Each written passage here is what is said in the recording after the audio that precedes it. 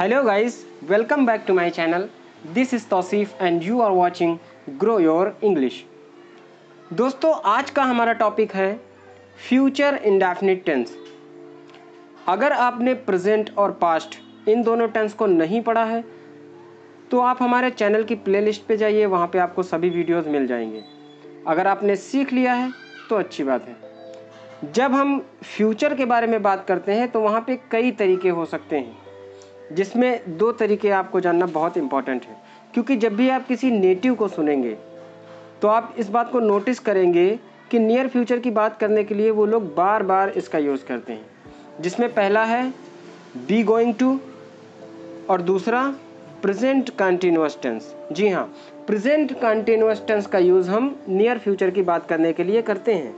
दोस्तों be going to एक phrase होता है, इसका यूज़ हम नियर फ्यूचर की बात करने के लिए कैसे करेंगे वो देखिए।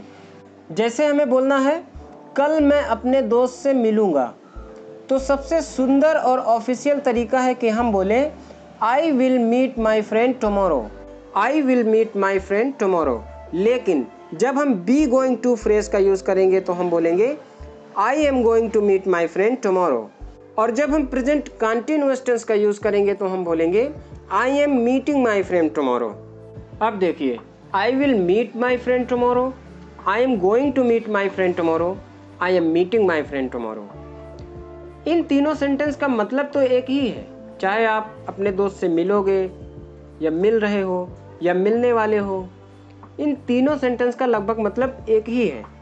लेकिन इसमें जो पहला तरीका है वो बहुत ही फॉर्मल है इस बात को कहने का, और उसके नीचे दो सेंटेंस हैं ये इनफॉर्मल हैं। तो चलिए थोड़ा इनके बारे में समझ लेते हैं, फिर हम लोग देखेंगे फ्यूचर इंडेफिनिट टेंस का यूज़ कहाँ कहाँ करना है, सेंटेंस के स्ट्रक्चर कैसे होंगे और उनका ट्रांसलेशन कैसे किया जाएगा।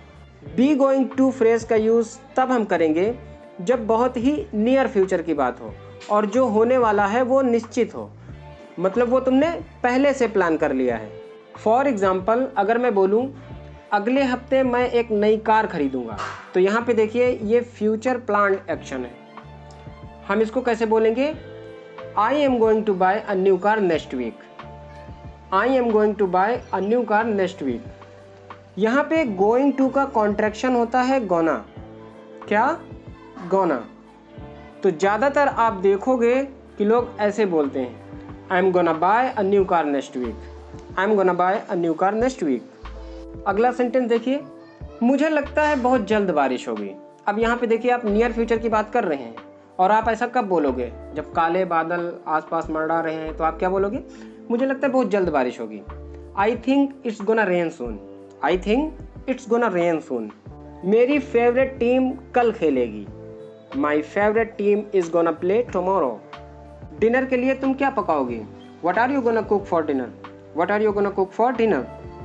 क्या कल तुम मेरी पार्टी में आओगी, are you gonna come to my party tomorrow. अब आपको धीरे धीरे समझ में आ रहा होगा कि नियर फ्यूचर की बात करने के लिए हम फ्रेज बी गोइंग टू और प्रेजेंट कंटिन्यूअस टेंस का यूज़ हम क्यों करते हैं, क्योंकि अब आपको धीरे धीरे क्लियर हो रहा होगा कि इन सब की मीनिंग लगभग सेम होती है।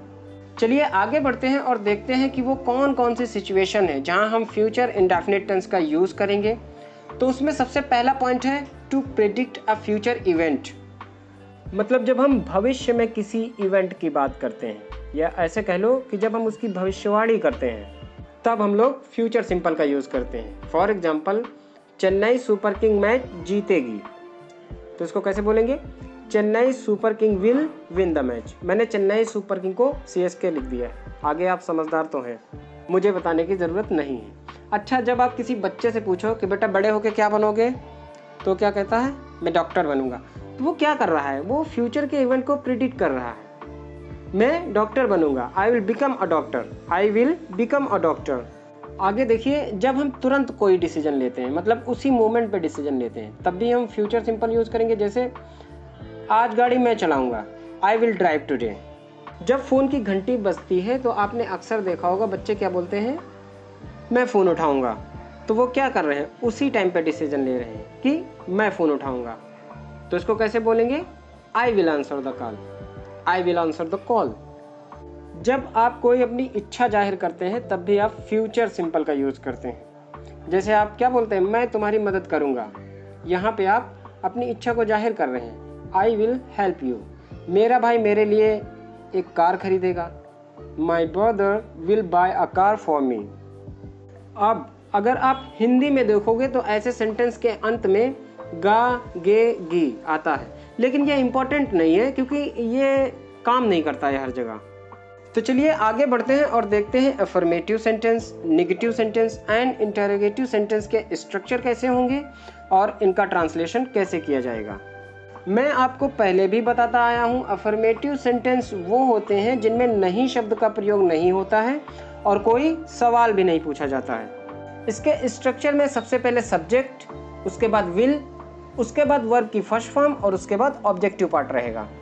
दोस्तों यहाँ पर मैं आपको बता दूं, मॉडर्न इंग्लिश में शैल का यूज़ बहुत ही कम किया जाता है क्योंकि इसका साउंड बहुत ही फॉर्मल है, बहुत ही ऑफिशियल है। अमेरिका में अगर हम नॉर्थ अमेरिका की बात करें तो शायद ही कोई होगा जो शैल का यूज़ करता होगा, वरना सभी विल का यूज़ करते हैं। तो मैं आपको इनकरेज नहीं करूँगा कि आप शैल का यूज़ करें, खासकर affirmative sentence and negative sentence में। लेकिन इंटरोगेटिव सेंटेंस में आप इसका यूज़ कर सकते हैं जब बहुत ही पोलाइटली आपको किसी से कुछ पूछना हो। लेकिन यहाँ पर भी आपको सिर्फ आई और वी के साथ शैल का यूज़ करना है। फॉर एग्जाम्पल, जैसे आपको बोलना है, क्या मैं तुम्हारे लिए एक गिलास पानी लाऊं? Shall I bring a glass of water for you. Shall I bring a glass of water for you. दूसरा एग्जाम्पल देखिए, क्या मैं आपके साथ चलूं? Shall I come with you. इसी तरह बहुत सेंटेंस हो सकते हैं, जैसे shall I order dinner, shall we dance. तो इतना क्लियर है? ठीक है, आगे देखते हैं। जब शैल का यूज़ करना नहीं है तो अब सभी सब्जेक्ट के साथ हम क्या लगाएंगे? विल। जैसे I will go, you will go, we will go, he will go, she will go. तो हम लोग कहाँ पे थे? अफर्मेटिव सेंटेंस पे। उसका एग्जाम्पल देखिए, बैंक 5 बजे बंद हो जाएगी। The bank will close eight 5। Subject क्या है? द बैंक, उसके बाद क्या है? विल, फिर वर्ब लगाना है close eight 5। The bank will close eight 5। परेशान मत हो, तुम परीक्षा पास कर लोगे। Don't worry, you will pass the exam. आगे देखिए, जब हमें नेगेटिव सेंटेंस बनाना होगा तो हम विल के बाद नॉट का यूज़ करेंगे। फॉर एग्जाम्पल, मैं ये किताब नहीं पढ़ूंगा। I will not read this book. और अगर इस सेंटेंस को हम ऐसे बोलें, मैं ये किताब कभी नहीं पढ़ूंगा, तो हम क्या बोलेंगे? I will never read this book. चलिए आगे देखते हैं। इंटरोगेटिव सेंटेंस वो होते हैं जिसमें कोई सवाल पूछा जाता है। जब भी हमको किसी सेंटेंस का क्वेश्चन बनाना होता है तो हम सेंटेंस के ऑर्डर को चेंज कर देते हैं, मतलब सब्जेक्ट से पहले हेल्पिंग वर्ब लिख देते हैं। अब ये सवाल 2 तरह के हो सकते हैं। एक वो जिसमें आपको सिर्फ यस या नो में आंसर चाहिए, तो वो यस नो टाइप का सेंटेंस हो जाएगा। दूसरा वो जब आपको डिटेल चाहिए तो वो WH वर्ड टाइप का सेंटेंस हो जाएगा। यस नो टाइप के जो सेंटेंस होंगे उनका स्ट्रक्चर देखिए, सबसे पहले विल, फिर सब्जेक्ट, फिर वर्ब की फर्स्ट फॉर्म, उसके बाद ऑब्जेक्ट। फॉर एग्जाम्पल, क्या तुम मुझसे शादी करोगी? Will you marry me? देखिए यहाँ पे हमने ऐसा क्वेश्चन इसलिए पूछा है क्योंकि हमको सिर्फ यस या नो में आंसर चाहिए।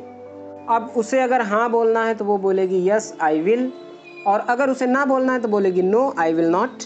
अब मान लो उसने मना कर दिया, तो उसने क्यों मना कर दिया, ये रीजन जानने के लिए आपको WH वर्ड टाइप के सेंटेंस की ज़रूरत पड़ेगी। तो रीजन जानने के लिए कैसा सेंटेंस होगा? तुम मुझसे शादी क्यों नहीं करोगी? Why will you not marry me? अब यहाँ पर वो यस या नो में आंसर नहीं दे सकती, उसको रीज़न बताना पड़ेगा। इतना क्लियर है?